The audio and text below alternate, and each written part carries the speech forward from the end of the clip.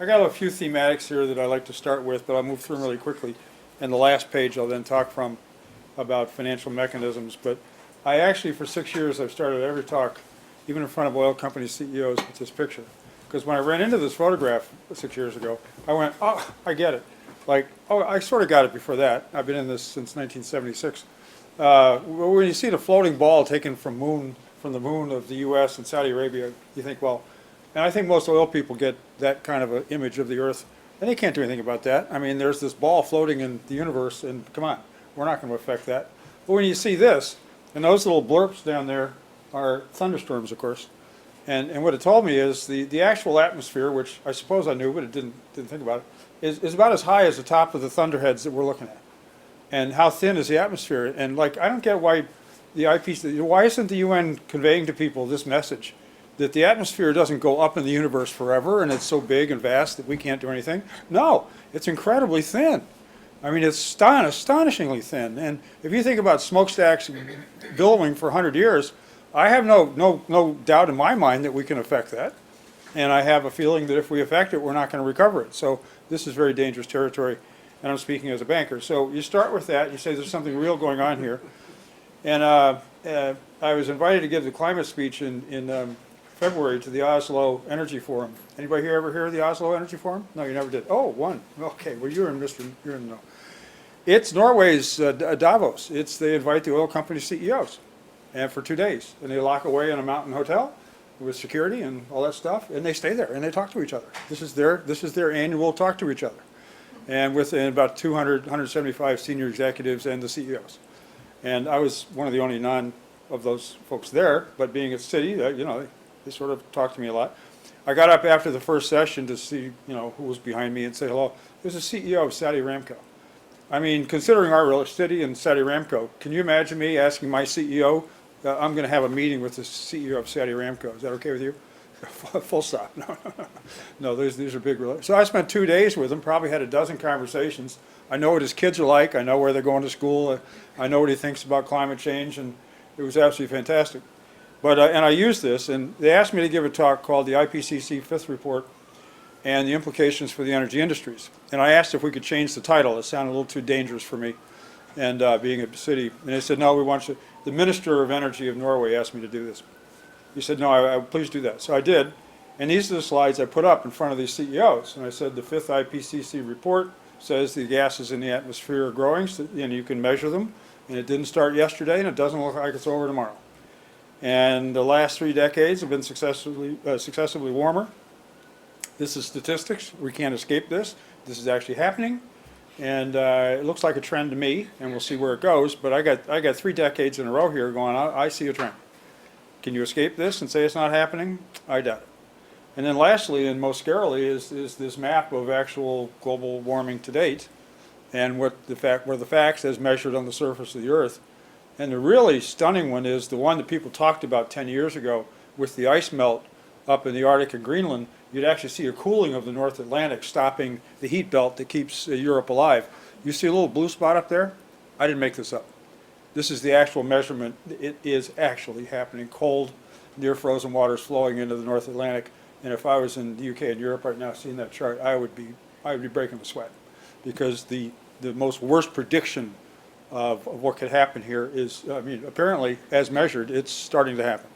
So these are the actual measurements, and then, to a level of 90% certainty is due to human activity.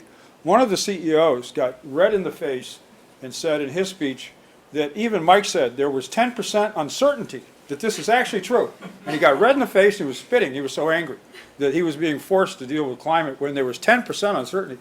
I said to one of his EVPs later, the one in charge of government affairs, nice lady, I said, when was the last time he saw a prediction that an oil field investment had a 90% probability of success? She looks at me, she goes, not in my lifetime. Right, so this is an astonishingly high number in the world of probabilities and making business decision making. But Chatham House rules, I can't say which one, but I can say one of the CEOs got just angry on the stage that he was being asked to take action on climate when there was 10% uncertain. So, we're dealing with a mindset here that we have a lot of, and these are clients of Citi, and I respect them as much as I respect my solar clients. But we're dealing with a sense of people don't know what is the end game, so they can't tie on to something when they have so many tens and hundreds of thousands of employees and, $250 billion of CapEx under his tutelage. How can he embark on a path where he doesn't know where it takes him? So I just point out to us that those of us that are buying the story that this is true need to work harder on explaining to the world where this takes us. Not just in a threat sense, but in a more practical sense of where this goes. And the beginning of the stranded assets, I think that's a beginning of that's getting their attention, I can tell you that. They're in a bit of denial on that, as anyone would be. But that path definitely has some legs. All right, then the world's beginning to act, the IEA, with I'm sure you're all familiar with this, with their 4 case studies. Scenarios of the current policy scenario, the new policy scenario, the efficient world scenario, and the 450 less than 2 degree change scenario, and the degree of reduction of CO2 emissions in gigatons on this scale shown there, which means, if we're going to do the job, you've all seen this, phenomenal level of change has to occur in the face of change is impossible. All right, and this is just an illustrative point that light vehicle forecasts on the different countries, and the U.S. and Europe is flat, and then you see China taking off, and where we are today, and where it's going, and India, and I've been to India 20 times, I've been to China 20 times. Look, these forecasts look pretty credible to me, and I don't see anything stopping them. And if this is the case, and they're building, as they say, 1 coal-fired power plant a week, and I'm really proud of that. I'll go to my death on that one. I actually made that up giving a speech in China when my script said 51 gigawatts of coal-fired plants being built a year, and I converted that to 1 a week on the fly, and everybody's quoting that like that. So you can put that on my grave. Mike said, all right. But I've been going there a long time, and this is happening in the face of China. Okay. I mean, I love the IEA, commitment to scenario thinking, but China's moving ahead. India's moving ahead. And I don't know, we're not there yet on how to deal with this, is what I'm saying. So let's not quit now, because we haven't figured out how to deal with this. But I do say this, and this is the second thing you can put on my chart, is, in my view, we're 40 years into a 100-year transition. It didn't start yesterday. It's not over tomorrow. We got working on this in the 70s. That was my practice at Booz Allen in the 70s. I was the youngest guy in the business then. I'm the oldest guy in the business now. So I've done these 40 years, or actually 37 to be honest. But it's been really interesting to work with it all these years and see how it's transitioned from ideas and possibilities now to billions of dollars flowing. And so when we see things like pushback, this is from NEF, the American region, the EMEA and China, Asia, in dollars per year invested, and you see the trend lines there. Even with Europe backing off, I'm not panicking. 40 years into a 100 year, we've only begun to deploy these technologies and learn how to do that at scale, and we have all the numbers on cost, just approaching the point where they're successful in their own right. Well, what do you think is going to happen when a whole suite of technologies is just approaching, and it's already at $250 billion a year of capital investment? Well, as we go forward and it gets more economically viable on its own feet, that 250 has got to go to $1 trillion, $2 trillion, $3 trillion a year to impact the world fast enough to deal with the problem. And we'll get to that in a second as to what we're doing. So here, I know you've seen these charts before, but just to make the point, the U.S. looks like it topped out and is going down. Not really. It's actually been up in that, 50 billion a range, plus or minus 10 billion now for about 8 years almost. Okay, so it's up and down, an unstable market, but it's not going to go away. Europe I'm very concerned about, and Europe has gotten hung up and lost its edge. The whole basis of renewable energy investment and feed-in tariffs and so on in the late 90s was climate, dealing with climate, and they seem to have dropped that for all these various reasons and have switched to the term ending subsidies. Well, to me, subsidy is a word you attack your opponent with. You never admit to having subsidies yourself. You have incentives, you have payment for public benefits, you have a lot of legitimate reasons for public benefit. In our case, what we used to say, and I still say, all of these RECs and ROCs and carbon credits, this is public mechanisms to compensate the deals in a way that the financial market cannot do.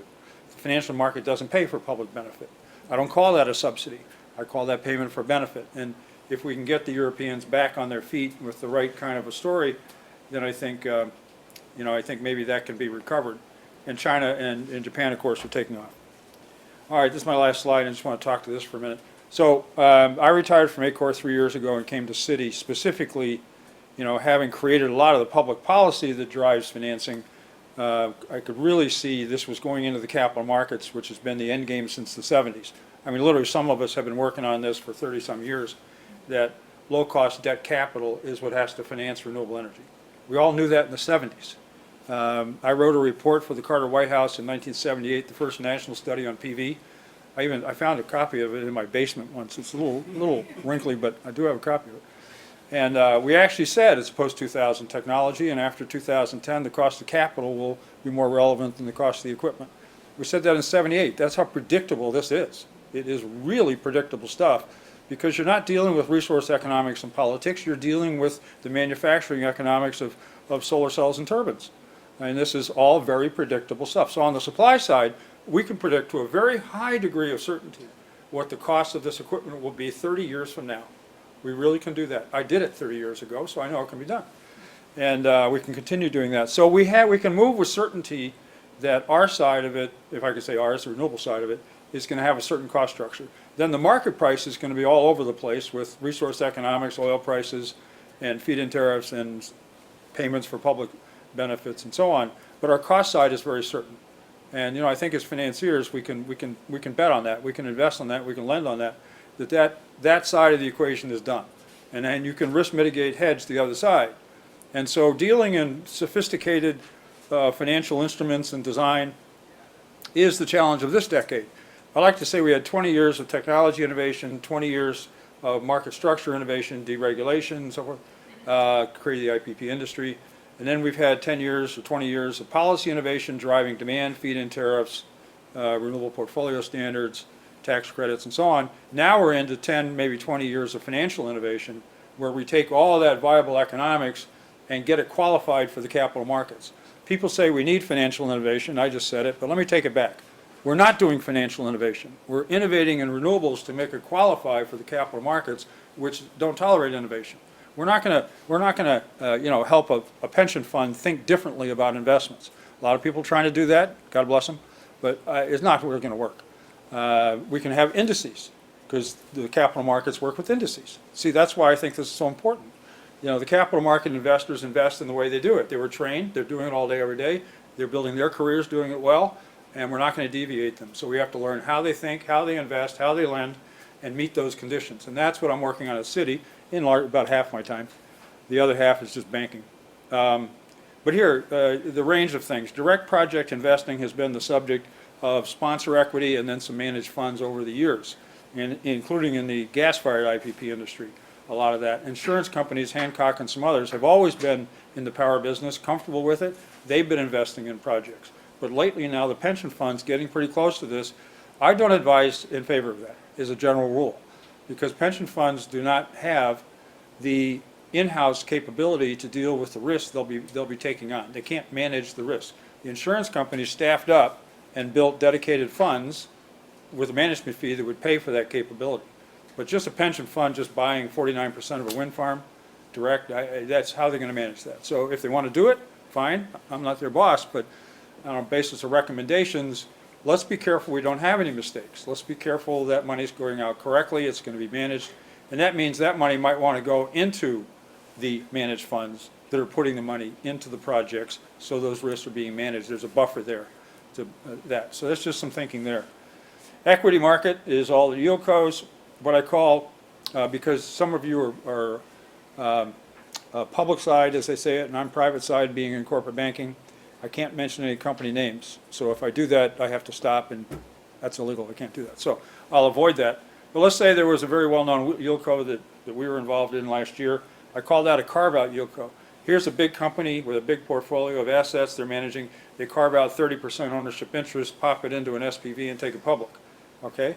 Now, the projects are still owned, the majority, by the same company. They're going to manage them. You're just carving out an ownership play over here. Now, you'd think that the share price of the original company will go down because they just took their best assets and spun off to new shareholders. But the odd thing is the share prices of both of them go up. It's a very interesting phenomenon going on, even as you split up the ownership of these assets. So watch that carefully. There's a real market dynamic. The NewCo and roll-up, there are companies that are not just carving out an ownership, but literally taking assets and dropping them into a NewCo, trying to take that public. But that has a new management, new governance, new all kinds of things that cause 9 out of 10 new companies to fail in this world. And that's entering a danger zone that I'm not totally comfortable with. There are going to be some deals, we're going to see them, but let's watch them carefully. And then there's the roll-up type, the opposite. These are people that have no assets. They're using a warehouse facility with capital. They're buying projects with the intention of taking them public.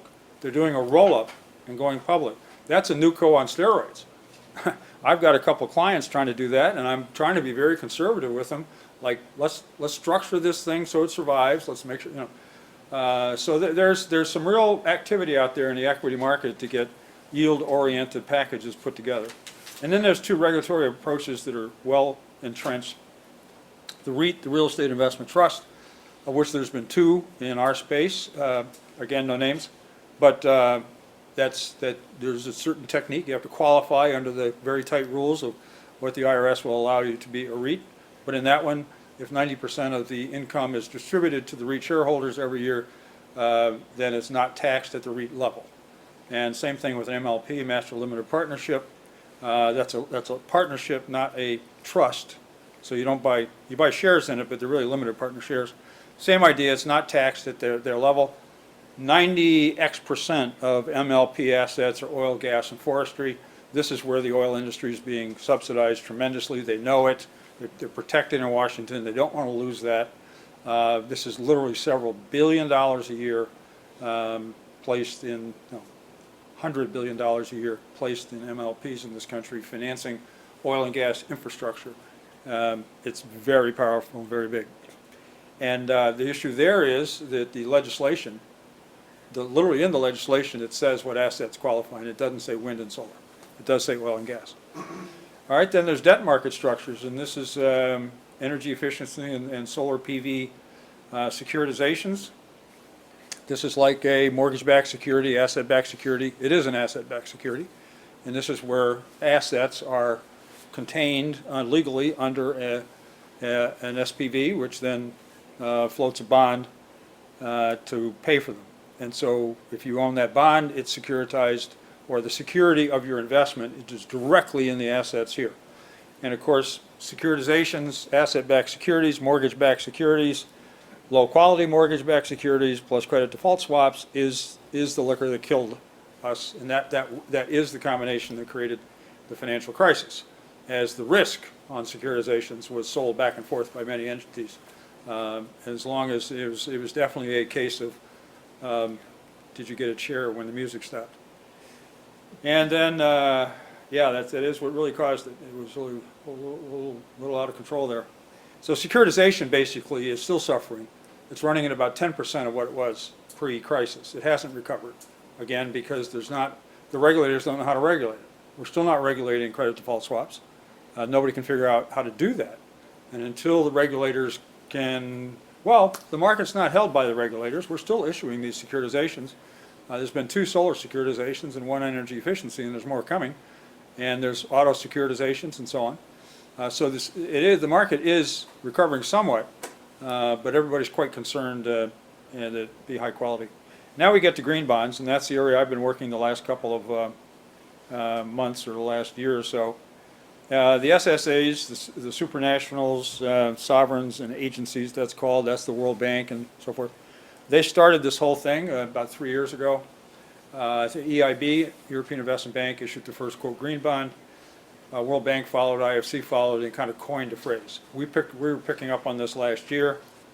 A wonderful lady named Suzanne Bukta, who's a bond market placer and trader at BAML, and I got in a conversation at the Environmental Bonds Conference last April in London about our concern that the corporate green bond market was about to take off, and there were no guidelines, no framework, no nothing. It was cowboy land. I mean, if somebody floated a green bond and called it that and used the money to paint their trucks green, there was nothing to stop them, and no police department to say, nothing. There's nothing out there, and we could see this coming. And this was the holy grail. I mean, I've been working 30 years to get to the bond market here, okay? And here we're just about getting there, and we could see trouble coming. And the other part that was creating trouble was the NGOs, God bless them all, I'm a member of every one of them, but maintaining an irresolvable debate on what is green. So you have a debate on what is green, and you have no rules in the corporate and municipal bond market, and you don't have the integrity of the World Bank and the EIB working for you, and this looks like it's going to blow up. So we're afraid there's going to be a cylinder of the bond market and kill all these 30 years of work, and it just won't happen. And so we set out to put integrity. There were three issues. There's credit ratings on bonds, there's what is green, that argument, and another issue in the middle of it was the integrity of the bond market itself. There was nothing in the bond market to protect the integrity of a green bond. So Suzanne and I had dinner here in New York, following up London, agreed the banks had to write it, the NGOs didn't know what we're talking about not arguing about what's green, but establishing basic framework of integrity. And so she and I wrote it the next day, and 25 banks now have adopted it. It's a global standard, green bond principles. Originally called the Framework for Green Bonds, if you run into that. It's one and the same thing. And now she and I are on the executive committee that meets once a week by phone, and we've handed the administration of it over to the International Capital Markets Association in London and Paris. They're the secretariat, we're the executive committee, and we're admitting new members and observers and expanding the executive committee this month. And we issued the Green Bond Principles 2014 with a promise to update them annually. So ICMA's job as the secretariat is to manage the update process. So if you want to get involved in that and have your voice in it, it's open. You can go to the ICMA website, you can sign up, we want to be a member or an observer. I want to be the executive committee, I want to be heard. We've established a very open but managed process for doing that. So it'll be issued every year and just tweaked as it goes.